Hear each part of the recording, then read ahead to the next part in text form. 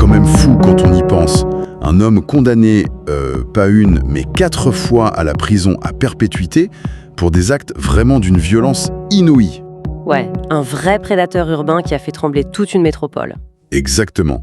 Et le pire, c'est que ce même homme, avec un dossier pénal aussi accablant, est libéré en 2021 pour, je cite, « bonne conduite », et juste après, il s'évapore totalement dans la nature. C'est un mystère absolu. Comment un monstre devient un fantôme du jour au lendemain? Ok, décortiquons tout ça. Aujourd'hui, on se lance dans une exploration en profondeur d'une trajectoire criminelle vertigineuse en se basant sur la super enquête de la chaîne YouTube Moulaye Aliou. Une enquête vraiment minutieuse, ouais, qui retrace le parcours de Papalioune Fall, qu'on connaissait surtout sous son surnom terrifiant, Palaye. Et ce qui rend cette affaire fascinante pour quiconque s'intéresse un peu à la criminologie ou à la psychologie pénale, c'est ce contraste ahurissant. Le grand écart total, quoi. C'est ça.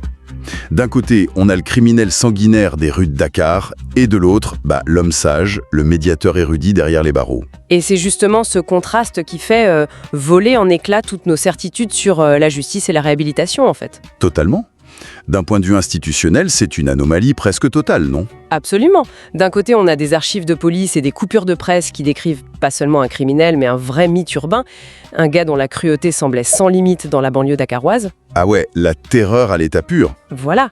Et de l'autre, les rapports pénitentiaires, des années plus tard, nous dépeignent un détenu modèle, un professeur, une force d'apaisement. C'est dingue! Et la question, c'est pas seulement de savoir comment lui, il a pu songer. C'est surtout de comprendre comment notre société fabrique ses pires menaces, pour ensuite les relâcher dans un vide absolu. Ouais, comment est-ce qu'on en arrive là, quoi? Parce qu'on n'est pas en considérant que prendre une vie, c'est banal. Non, bien sûr que non. Donc, avant de juger la figure médiatique du monstre, faut vraiment comprendre l'enfant. Et quand on regarde la jeunesse de Palaye, on trouve des fondations extrêmement fragiles. Ouais, tout part d'un foyer éclaté, en fait. C'est ça, ses parents divorcent très tôt, sa mère fait ce qu'elle peut pour nourrir la famille, mais l'attention, le cadre émotionnel, ce filet de sécurité invisible dont chaque enfant a besoin, tout ça est complètement inexistant. Et ce vide affectif et structurel, il produit très vite des symptômes. L'enquête source est très claire là-dessus. Et dès l'école primaire, c'est ça? Exactement. Dès le primaire, le jeune garçon développe une kleptomanie évidente.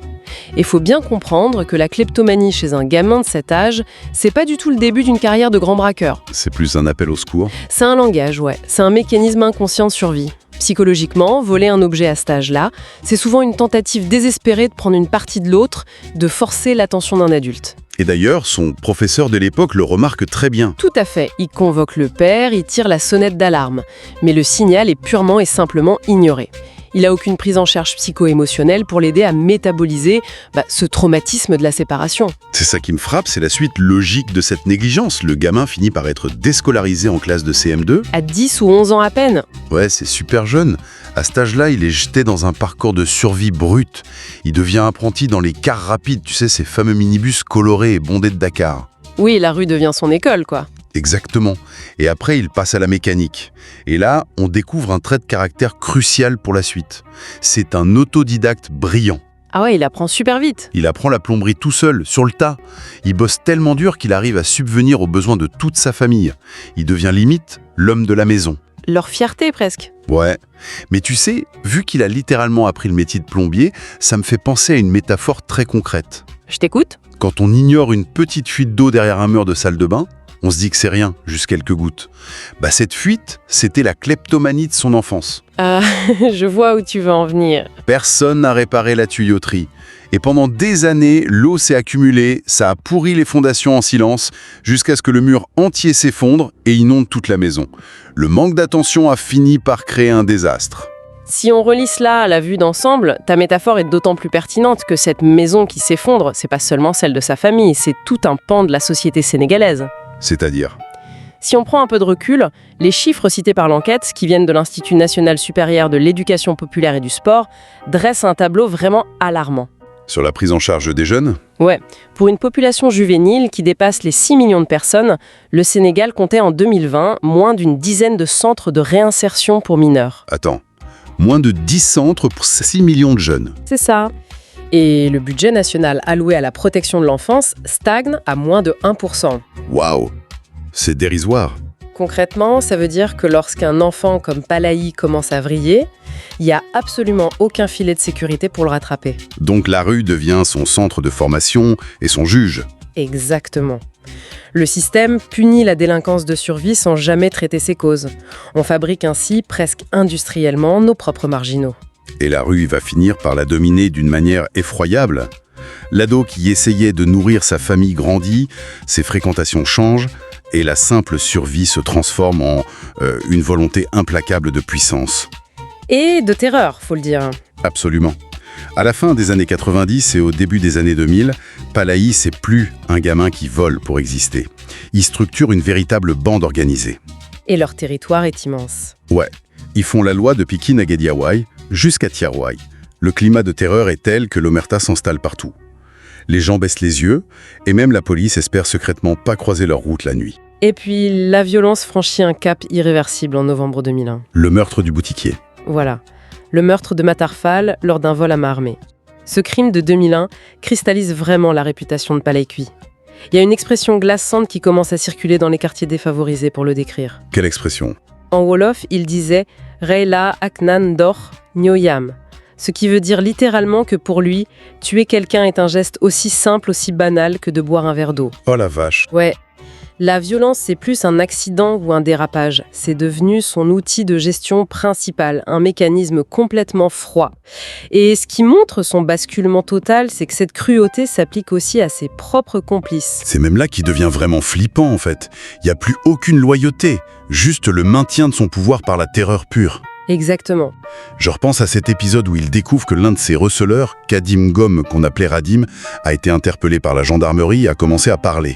Ah oui, cette histoire est terrifiante. Palaï ne sait même pas de fuir. Il lui donne rendez-vous sous le faux prétexte de lui confier un nouveau butin. Il l'accoste dans une ruelle sombre et bam, il l'abat 3 balles. Radim finira dans le coma d'ailleurs. Et pire encore, lors d'un autre braquage qui tourne mal, Palaï poignarde l'un de ses propres gars, Moussa Konaté. Il tire en l'air pour faire fuir les témoins et au lieu de se tailler direct, il revient sur ses pas avec un calme absolu pour achever Moussa au sol. C'est d'une froideur inouïe. Ensuite, il efface les traces et promet la mort à tous ceux qui oseraient l'ouvrir. Ces actes de violence interne montrent une intelligence tactique redoutable, mais totalement dévoyée. Il a compris que la peur est le meilleur des boucliers. Il se comporte en vrai stratège militaire. Un vrai chef de guerre, quoi. C'est ça. Et un autre exemple frappant, lors de la grande vague d'arrestations de 2001. La police a monté un guet-apens très précis pour coincer son complice Zal. Palaï est là avec lui.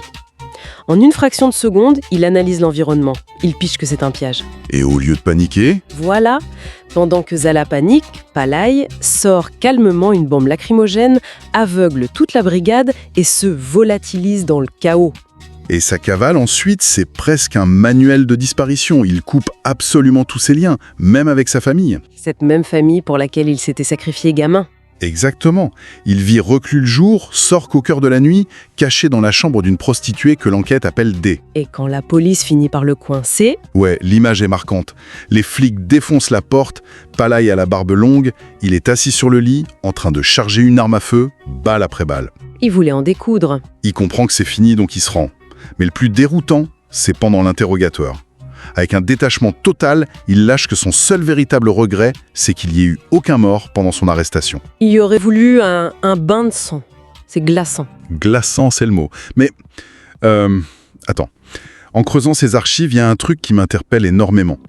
Je trouve qu'il y a un énorme trou dans la raquette de ce récit officiel. C'est-à-dire, quel aspect du dossier te pose problème ?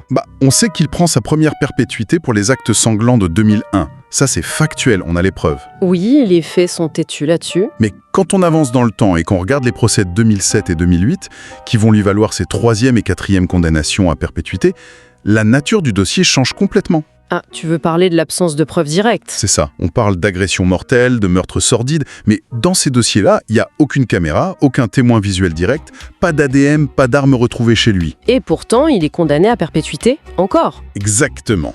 Le seul et unique fil conducteur, c'est que la plupart des petits délinquants arrêtés par la police finissent tous par cracher le même nom. Ils disent « C'est pas moi, c'est Paraléi, je travaille pour Paraléide ». C'est devenu l'excuse facile. Ouais, et lui-même, face au juge, il dit de manière résignée « Je suis déjà condamné à 2 perpétuités, que voulez-vous que je vous dise ?» tous les agresseurs de Dakar citent mon nom. Donc la question se pose. Était-il vraiment le cerveau derrière le moindre crime de la ville? Ou est-ce que le système entier n'a pas fini par créer un croque-mitaine? C'est ça. Voilà. Si t'es un petit braqueur et que tu veux te couvrir, tu dis que tu bosses pour le diable en personne. C'est une analyse sociologique fondamentale. Dans l'écosystème de la criminalité urbaine, le mythe finit souvent par dépasser l'homme. La marginalisation des quartiers périphériques crée un terreau où la rumeur est reine. C'est l'homme qui a vu l'ours. C'est ça.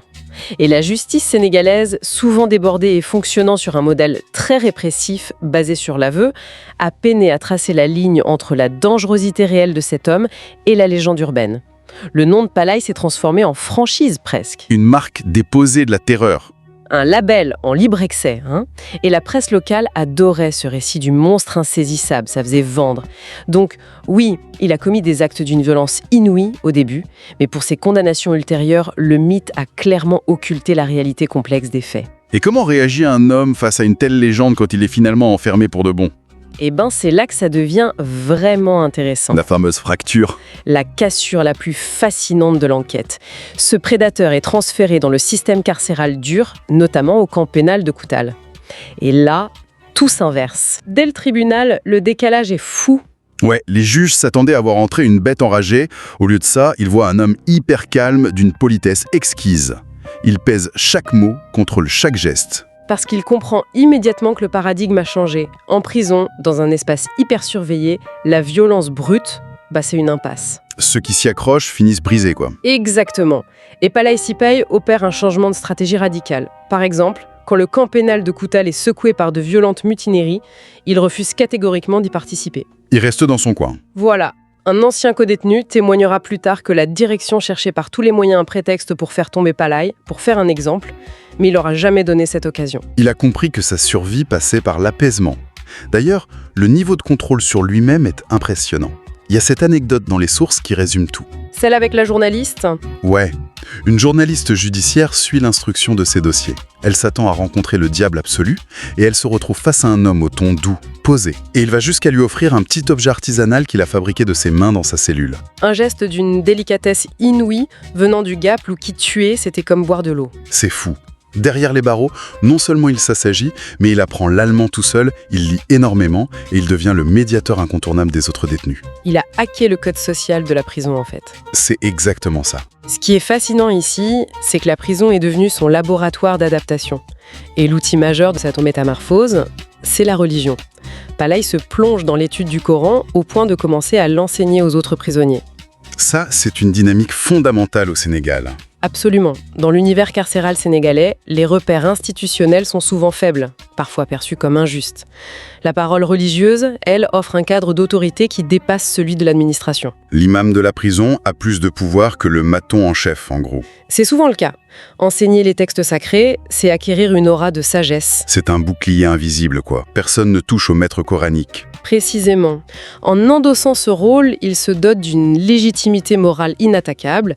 Il ne subit plus la hiérarchie de la prison comme un criminel de bas étage. Il s'élève au-dessus en tant que guide. C'est brillant psychologiquement. Au point qu'un codétenu a dit publiquement un truc du genre « C'est pas le vrai Palaye, il est tellement brillant et calme, je peux pas croire que ce soit l'auteur de ces boucheries. » Il a réussi à effacer son propre passé dans l'esprit des gens qui vivaient avec lui. Mais là où l'histoire passe de la psychologie carcérale à un véritable vertige institutionnel, c'est en 2021. Après des années à cultiver cette image, l'impensable se produit. La fameuse grâce. Palaye, condamné à la perpétuité 4 fois, bénéficie d'une grâce présidentielle exceptionnelle pour bonne conduite. Les portes s'ouvrent et il est libre. Et c'est là que ça pose un énorme problème éthique et structurel. L'enquête rappelle les statistiques du ministère de la Justice de 2021. Ouais, vas-y. Sur 37 prisons dans tout le pays, seules 3 possèdent un programme de réinsertion digne de ce nom. Le taux de récidive chez les jeunes dépasse les 40%. Il n'y a pas de suivi psychologique à la sortie, pas de cellule de transition. On ouvre la porte et débrouillez-vous.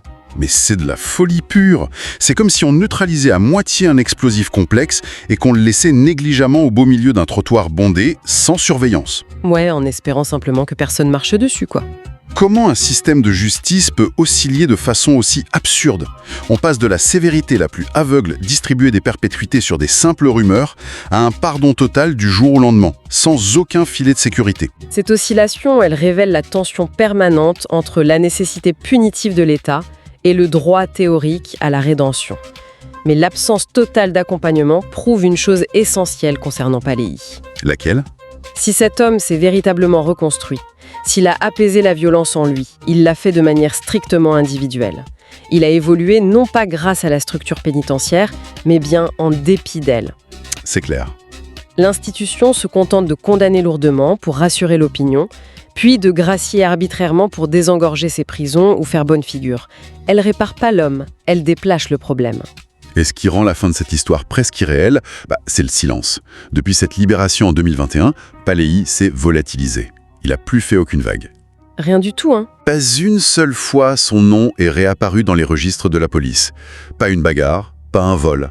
Celui qui faisait la une de tous les faits divers est redevenu un citoyen anonyme, une ombre silencieuse dans Dakar. Il est passé d'une extrême visibilité médiatique à une invisibilité totale. Et c'est là que son parcours agit comme un miroir dérangeant pour nous tous, en fait. Complètement. On ignore la détresse d'un enfant. On laisse la marginalité forger un instinct de survie brutal. On enferme l'individu, on se rassure en créant le mythe d'un monstre absolu. Puis, on le relâche sans aucun plan, en pariant sur le hasard. C'est un résumé parfait de cette tragédie urbaine. On a un gamin abandonné qui devient un meurtrier d'une froideur glaçante, puis un sage stratège en prison. Quiconque s'intéresse à la façon dont nos sociétés gèrent le crime comprendra avec ce cas que la monstruosité est souvent un produit usiné par les failles du système lui-même. Et tant que les budgets de protection de l'enfance resteront symboliques, d'autres enfants risquent en ce moment même d'entamer la même bascule. C'est une certitude mathématique. Mais je veux qu'on se quitte sur cette dernière pensée, liée à ce silence total qu'il entretient depuis 2021. Ça me hante un peu, pour être honnête. Vas-y, je t'écoute. Quand un homme accusé des pires violences sort de prison, se fond dans la société et disparaît totalement sans faire le moindre bruit, est-ce la preuve absolue que la réhabilitation humaine est possible, peu importe le passé? Ou est-ce simplement la ruse ultime d'un prédateur surdoué qui a enfin trouvé la cape d'invisibilité parfaite? À méditer.